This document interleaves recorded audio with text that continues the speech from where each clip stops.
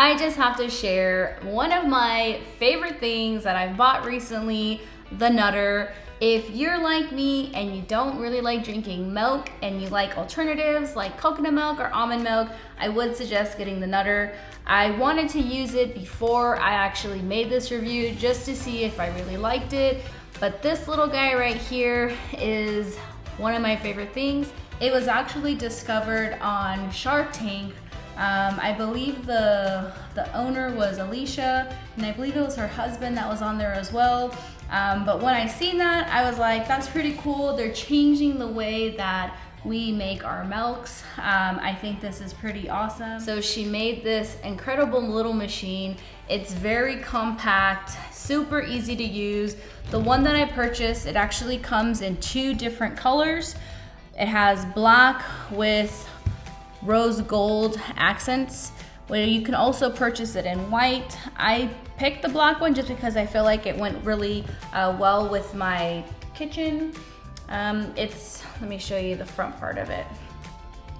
So there's different settings here. You have room temperature, warm, hot.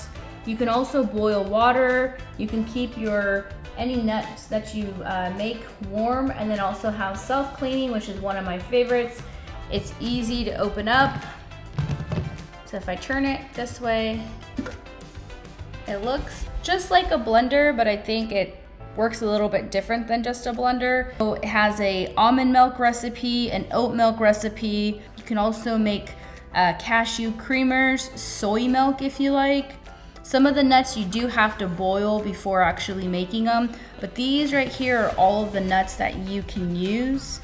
Oats, almond, cashew, soy, hemp, rice, flax, walnuts, hazelnuts, pistachio, sesame, peanut, pecan, macadamia, pumpkin seeds, and coconuts. It comes with a small little extension cord. It does come with a filter, and it comes with a 1 tablespoon. Now, the fun stuff. Let's go ahead and make one of the drinks. I have sugar, which I use about 1.5 tablespoons. You don't have to use this much sugar. I personally just like mine to be a little bit on the sweeter side. Of course, your almonds. 1, 2, 3, and 4.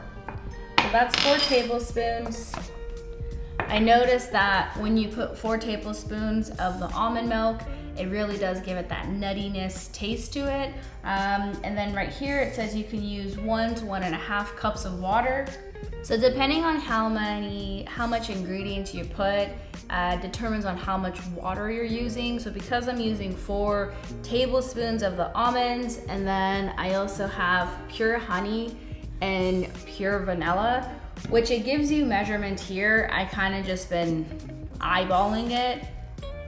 So honey, for the vanilla, it says to use like a couple teaspoons, but I kind of just splashed it in there because I want it to have that vanilla taste. And then for my water, this is 1.5 cups of water, but it does give me, if you look in the inside, it gives you a max level of how much water and ingredients you can put. So I just go based off of that. I normally don't even look at how much water I'm putting in.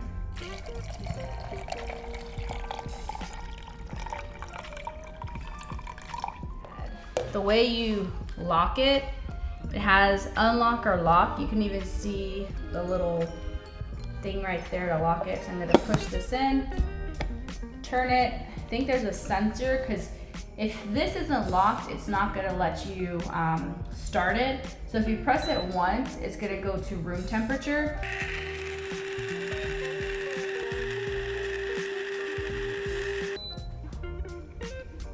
All right guys, so this does take 5 minutes. It does a little pulsing thing where it'll spin for about 30 seconds, stop, then spin again, then stop. I believe it needs to take breaks so that way it doesn't overheat, but now it's done, so let me show you what the end results look like.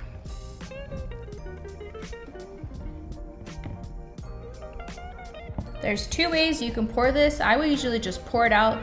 Lately, I should say, I've been pouring it out, not using the filter, just pouring it into my cup, drinking like that. That way I can eat the little bits of nuts that are still in there. It does come with a filter, which at first I was using, but it did take some time to allow everything to kind of seep through. It will get stuck, which I'm going to show you in a little bit. But there's two ways you can do it. This is what I made earlier. I just simply poured everything into one of my cups and then I can just drink it. But there's another way if you don't want all of the extra pulp, you can use your little filter into a cup and then just pour.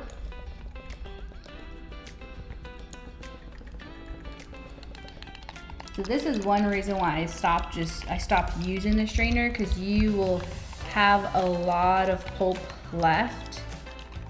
And to me, I just feel like it's kind of a waste. I'd rather just drink that pulp.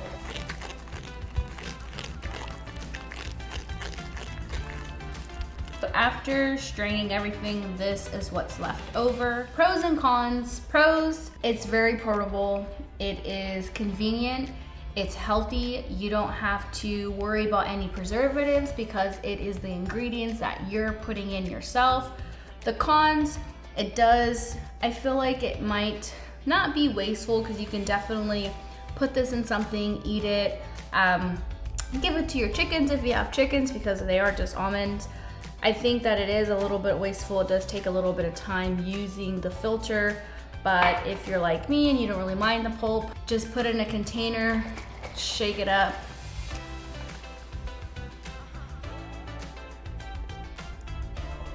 And enjoy. I want to show you guys the difference between the one with no pulp, the one with pulp.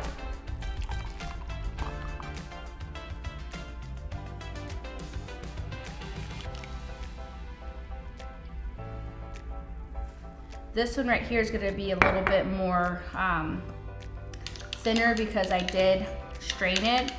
So you're not going to have to worry about it being grainy.